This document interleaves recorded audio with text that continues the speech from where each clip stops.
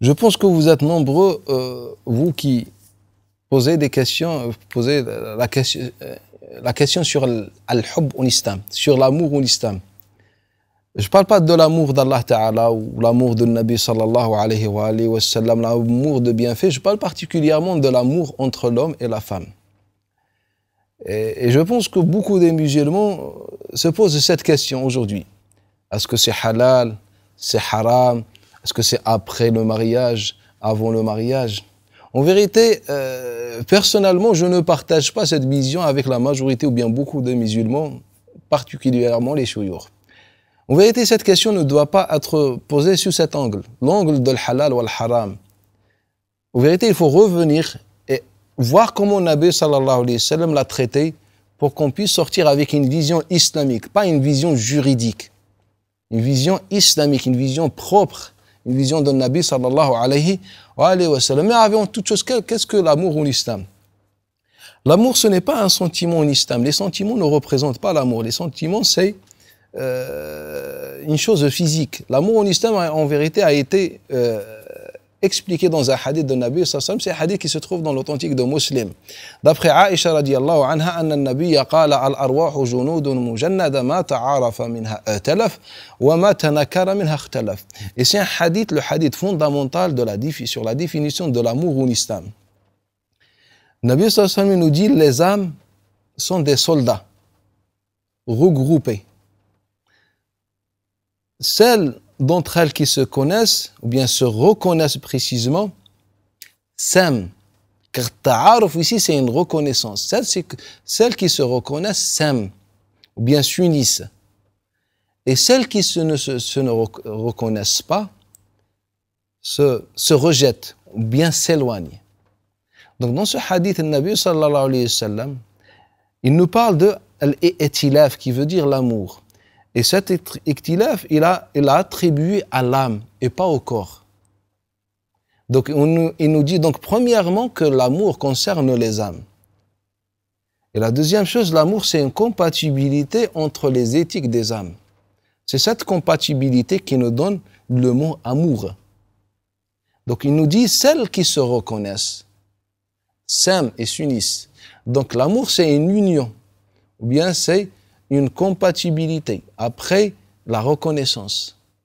C'est-à-dire, je reconnais ma propre personne, je reconnais moi-même dans cette personne face à moi. Et quand il y a une reconnaissance, là, il y a l'union et la compatibilité. La compatibilité. Et le sens de l'amour, en vérité, ou bien cette définition concerne toutes sortes d'amour, même l'amour l'amour d'Allah Ta'ala. Quand on parle de l'amour, quand je peux dire que j'aime Allah Ta'ala, en vérité, l'amour, ce n'est pas une décision. Et Allah Ta'ala, pour qu'on puisse l'aimer, il nous a mis une condition, c'est la purification de nafs. Car plus on purifie dans notre nafs, plus on élimine les éthiques et les qualités terrestres. Donc on sera avec notre âme. On sera des êtres vivants, mais avec notre âme. On va donner la prépondérance aux éthiques de l'âme. Et l'âme, c'est une créature supérieure. Donc, si on arrive à vivre avec notre âme, on est plus proche d'Allah Ta'ala. On est plus proche d'Allah Ta'ala. Donc, l'amour en islam, c'est cette compatibilité entre deux êtres. Ou bien la compatibilité, nous on parle particulièrement de l'homme et la femme. Donc, si on dit cet homme aime cette femme ou le contraire, c'est-à-dire qu'il y a une compatibilité. Il n'y a pas de décision. Il n'y a pas de sentiment, car les sentiments, c'est extérieur. On parle des âmes. Et c'est pour ça, Nabi sallallahu alayhi wa sallam, pour constater, voir et visionner avec moi cette vérité, regardez ce que l'imam al-Bukhari rapporte. C'est un hadith très important d'après Abi Ishaq Sabi'i, d'après le Barra ibn Azib. Lorsqu'on donne au prophète sallallahu alayhi wa sallam du lait à boire, il dit, Abu Bakr, « Fashariba Rasulullahi hatta » dans une version hatta artawait. Il a bu Nabi sallallahu alayhi wa sallam a bu jusqu'à ce que je n'avais plus soif. Donc regardez la parole d'Abu Bakr as-Siddiq. C'est Nabi sallallahu alayhi wa sallam qui boit. Mais c'est Abu Bakr as-Siddiq qui a les conséquences, qui sent. Et ça, ce qu'on appelle la compatibilité, c'est-à-dire tellement Abu Bakr as-Siddiq, ou bien ce n'est pas tellement, tout simplement Abu Bakr as-Siddiq aimait an-Nabi sallallahu alayhi wa sallam. La conclusion, il y avait une compatibilité. An-Nabi, il boit et Abu Bakr n'a plus soif. Et c'est ça l'amour en islam. Dans la vision islamique, c'est ça l'amour. Ce n'est pas des sentiments. Et là, dans une de mes recherches, lorsque j'étais dans la bibliothèque de Dar al-Hadith qui a été fondée par l'imam Ibn Badis, que quand je mettais les manuscrits dans l'ordre, j'ai découvert, ou bien j'ai lu une histoire importante. Et cette histoire est restée dans ma tête. Dans un manuscrit, deux gens qui s'aiment, un homme, deux personnes qui s'aiment, un homme et une femme. Et ils étaient devant un fleuve, assis.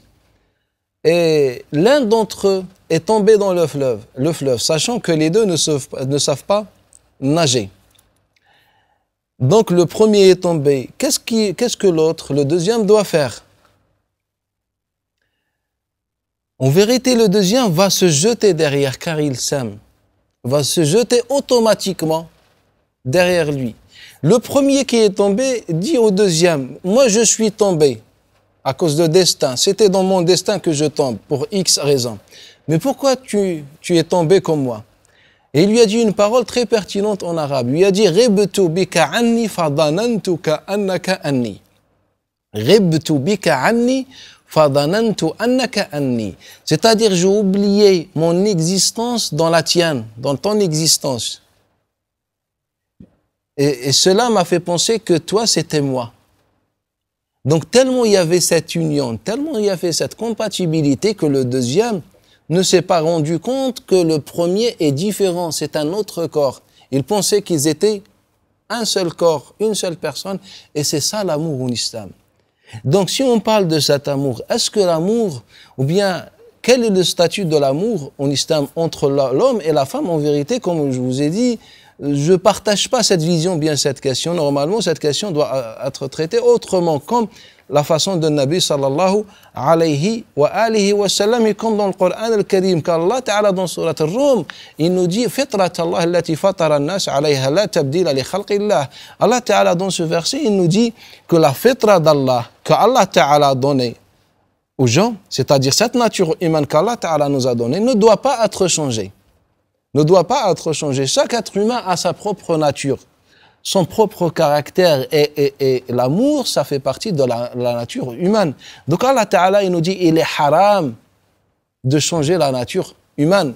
Fait partie de Taghyir Khalqallah, on ne peut pas changer la nature humaine, donc ça fait partie de nous, ça fait partie de nous. Et c'est pour ça que le Nabi sallallahu dans le hadith d'Ahmed ibn Hanbal, d'après Abdullah ibn Yazid, d'après Aïcha, il dit, Allahumma la tu'akhidni fima la amlik. Le Nabi faisait dua en disant, Ya Allah, ne me reproche pas ce que je ne possède pas. Il parlait de son amour à Aïcha. Donc le Nabi sallallahu alayhi wa sallam déclare à son Seigneur qu'il ne possède pas son cœur, que son cœur appartient à Aïcha.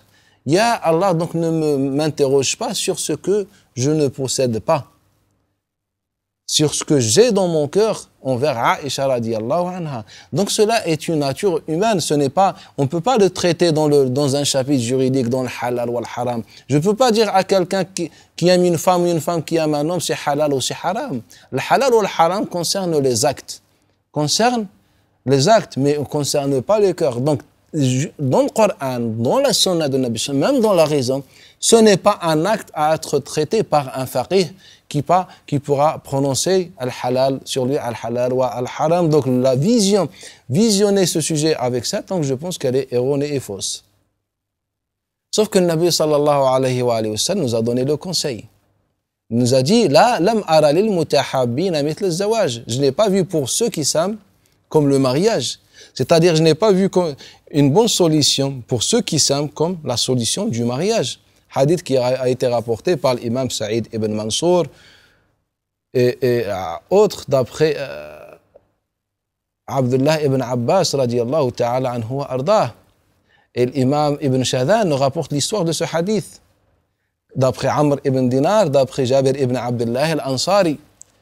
Un homme est venu voir le Nabi sallallahu alayhi wa sallam en disant, Ya Rasulallah, une fille, notre fille, c'était une yatima, notre fille, a été demandé au mariage par deux personnes. Mu'sirun wa mu'sir. Un riche et un pauvre. Illa annaha tuhibbu al-mu'sir. Sauf que notre fille aime le pauvre. Et nous aimons le riche. Nabi sallallahu alayhi wa sallam, il a dit, Amma ana, et moi, je n'ai jamais vu pour ceux qui s'aiment comme le mariage.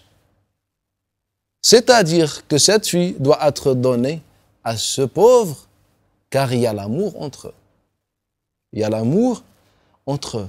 Si on nous a posé la même question, ou bien à un cheikh, ce cheikh, il va réagir comme un moine, en disant, mais comment il a aimé et comment elle a aimé.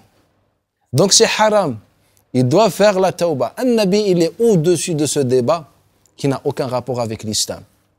Rentrer dans les détails de l'halal ou l'haram, on a déjà parlé de ce sujet. Un nabi, il est au-dessus. Il aura dit az-zawaj. Il aura dit az-zawaj, c'est ça la solution. Et c'est ça la vision islamique. Car on ne peut pas juger une nature humaine. On ne peut pas juger le cœur de quelqu'un. Je ne peux pas juger le cœur de quelqu'un. Et c'est pour ça que le Nabi sallallahu alayhi wa sallam, tout simplement, il nous propose la solution. C'est le mariage. C'est le mariage. Et le Nabi sallallahu alayhi wa sallam va aller encore plus loin. Lorsqu'il voit Barira et son mari Mourith, ou bien son ex-mari. Et ce hadith se trouve dans le Bukhari, Muslim et tous les livres de Sunna. Nabi, il était avec Al-Abbas, son oncle. Et Barira passe. Quelques minutes après, il passe Mourith, en train de pleurer, jusqu'à ce que les larmes ont mouillé sa barbe. Il pleurait. Il aimait Barira.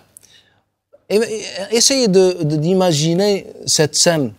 Qu'une femme est passée et derrière elle un homme qui l'aime beaucoup, courir derrière elle, il pleure derrière elle, en récitant de la poésie d'amour. Donc, un cheikh, automatiquement, bien même un musulman, malheureusement, on est envahi par ce genre par cette vision. C'est halal, c'est un pervers, qu'Allah le maudisse, etc. Malheureusement, alors que c'est un compagnon. Mais si on récite cette histoire, on raconte cette histoire, à n'importe quel musulman, bien dans n'importe quelle mosquée, en changeant les personnages ou bien les noms, tout le monde va être d'accord que ce sont des pervers. Un nabi, il est au-dessus, ce sont des gens pieux. Et le nabi sallallahu alayhi wa sallam, ils étaient déjà séparés, ils n'étaient plus considérés comme mari et femme. Le nabi sallallahu alayhi wa sallam dit à Al-Abbas, Ya Abbas, ala ta'jabu li hubbi Mourith li Barira. Regardez le Nabi sallallahu alayhi wa sallam. Là, on voit vraiment la personnalité du Nabi sallallahu alayhi wa sallam. Cet être humain, Nabi sallallahu alayhi wa sallam, cette noble personne. Il dit à son oncle, tu n'es pas étonné par l'amour de Mourith, bien, par l'amour de Mourith à Barira. Allah na'am ya Rasulallah. Ça se voit qu'il aime beaucoup. Ils étaient étonnés. On voyait l'amour qui marchait. L'amour dans la forme de Mourith qui marchait derrière Barira. Et là, le Nabi sallallahu alayhi wa sallam n'a pas pu résister face à cette situation et s'est levé directement en suivant Barira pour intercéder en faveur de Mourith, lui disant, pourquoi tu ne te maries pas avec lui, ou bien tu ne te remaries pas avec lui. قالت يا رسول الله أأمر أم شفاعة. Il dit, Ya Rasulallah, la femme dit au prophète, Ya Rasulallah, tu me donnes un ordre ou une intercession. قال يا رسول قال ما هو ليس بأمر, ce n'est pas un ordre. قالت يا Rasulallah, je ne veux pas de lui. Mais regardez avec moi la position d'un Nabi et la réaction d'un Nabi. Comment il se lève, il va, et il a le souci pour l'amour de cet homme. Naam. L'amour, c'est noble en islam. Ce n'est pas halal, haram. Halal ou haram n'existe pas avec l'amour. C'est noble. C'est noble en islam. Comme il n'a pas dit dans le hadith précédent de Nabi sallallahu alayhi wa sallam que voilà pourquoi tu l'as aimé ou bien pourquoi votre fille aime cet homme. Non, c'est noble, c'est quelque chose d'humain. C'est naturel. Et c'est pour ça que Nabi sallallahu alayhi wa sallam nous dit Man ahabba fakatama wa affa فَمَاتَ إِلَّا مَاتَ شَهِيدًا. Le Nabi est clair dans ce hadith. Il nous dit celui qui aime ou celle qui aime, pareil, et il cache cet amour, c'est-à-dire il ne fait pas de péché, et il meurt dans cet état, il est martyr.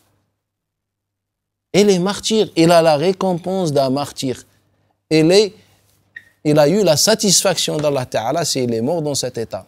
Si Allah Ta'ala nous facilite plus tard, on fera une série sur ceux qui ont été assassinés par l'amour, parmi les savants musulmans. Pas parmi les gens de Dunya, parmi les savants musulmans, pour vous montrer qu'en vérité, que c'est quelque chose de noble. Ce hadith, même si certains ont tenté de l'affaiblir, mais ce hadith, il est au-dessus de toute faiblesse, il est authentique, car il est rapporté par Mujahid d'après Abdullah ibn Abbas, et d'après lui, Abu Yahya al-Qattat, certains l'ont affaibli par rapport à Abu Yahya al-Qattat, mais on a une deuxième chaîne de transmission, un deuxième transmetteur qui rapporte, d'après Mujahid, c'est Ibn Abi Najih. Et d'après Ibn Abi Najih, on a encore plusieurs transmetteurs parmi eux, Ibn Abi Hazim, c'est-à-dire Ibn al-Majishoun, qui rapporte, et cette chaîne de transmission est très authentique. Et la première, elle est relativement faible, mais la deuxième, elle est très, très authentique. Donc on a Mujahid d'après Abdullah ibn Abbas, et d'après Mujahid, on a Abu Yahya al-Qattat et Ibn Abi Najih. Ibn Abi Najih, le hadith est très connu. Et c'est pour ça a été authentifié par l'imam, al-Sakhawi, etc.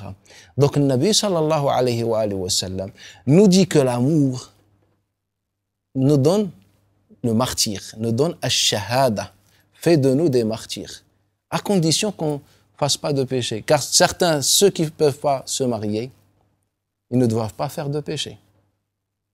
Le Nabi sallallahu alayhi wa sallam nous a donné la bonne solution pour cet amour, c'est le mariage. Si on ne peut pas, parfois on ne peut pas, donc on patiente. Et si on meurt dans cet état, on a la récompense d'un martyr.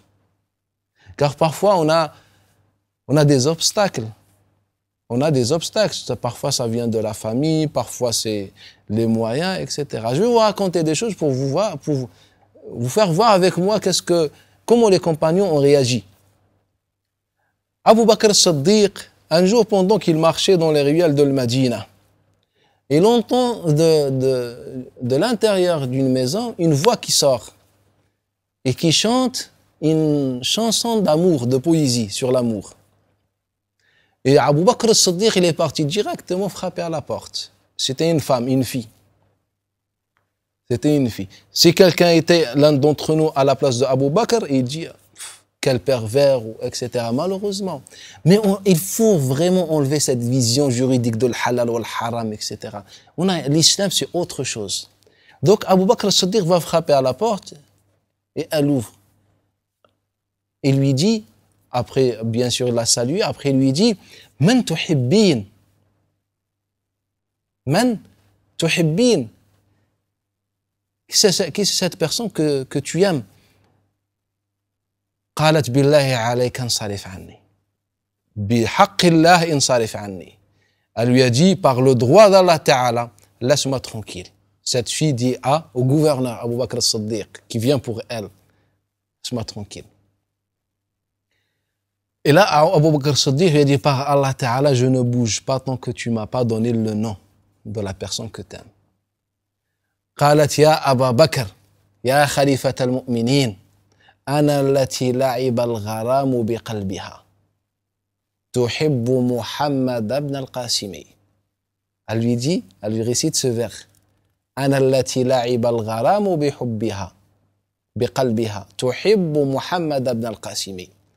C'est moi que l'amour joue avec son cœur. J'aime Muhammad ibn al-Qasim. Et là, Abu Bakr as-Siddiq, qu'est-ce qu'il va faire? Il se dirige directement chercher ce certain Muhammad ibn al-Qasim. Et là, il apprend qu'on a empêché Muhammad ibn al-Qasim de se marier avec cette femme. Et là, Abu Bakr as-Siddiq, il sort de sa poche la dot de cette fille. Et il intervient en faveur de Muhammad ibn al-Qasim. Et vu que c'est le gouverneur, les gens ont qu'à obéir. Et là, et puis ils se sont mariés. Regardez la position de Abu Bakr as-Siddiq. Ali ibn Abi Talib a fait la même chose. Mais c'était Ali ibn Abi Talib, c'était encore pire. Car Ali ibn Abi Talib un jour reçoit dans le Rahba, pendant qu'il était dans le Rahba, où il avait l'habitude de s'asseoir et juger, etc. Et il reçoit une affaire particulière. Une famille, une tribu qui vient en menottant, en attachant un homme, un jeune. Où ils disent « Ya Omar » ou « Ya Ali ». On doit le condamner. Qu'est-ce qu'il a fait? Ils l'ont trouvé en train de voler chez eux. En train de voler chez eux. Donc il mérite une condamnation très sévère d'après cette famille, cette tribu. Et là, Ali ibn Abi Talib va l'écouter. Et lorsqu'il lui pose des questions, il comprend qu'en vérité, il est rentré pour voler. Mais en vérité, ce n'est pas voler des objets, mais voler des humains. Il est rentré de voler celle qui aime. Et là, Ali ibn Abi Talib ne va pas appliquer la loi d'Allah Ta'ala sur lui. C'est-à-dire, il ne va pas le juger ou le condamner. Il va le voir d'une autre manière. Il va voir cette affaire, cette situation d'une autre façon. Il dit « Aïna al-Muhallab ibn Rabah » Il dit « Où al-Muhallab ibn Rabah » Il dit « Je suis là. » C'est un membre de la famille. Il va dire « Kam taqbal fiha » Combien tu acceptes pour que cet homme se marie avec votre fille? Et là, le Muhallab a compris que Ali ibn Abi Talib, en vérité, ne va pas le juger, au contraire, il veut le marier. Et là, le Muhallab, il a oublié à Ali ibn Abi Talib et elle a accepté que leur fille se marie avec ce jeune. Regardez ce jeune qui est rattrapé chez eux, car ils l'ont empêché de se marier avec elle. Au lieu qu'on le juge, au contraire, on lui ouvre les portes. Car l'amour en islam est très respecté. C'est noble, c'est pur, c'est saint en islam. C'est ça en islam. Qu'il soit avant, après le mariage. C'est-à-dire qu'en islam ne nous invite pas à aimer les femmes comme ça dans la rue. Quand on parle de l'amour, on parle d'une compatibilité. Des fois, ça vient directement comme ça. Donc, si c'est le cas, l'islam nous a proposé le mariage. Il nous a dit, c'est haram de faire les actes.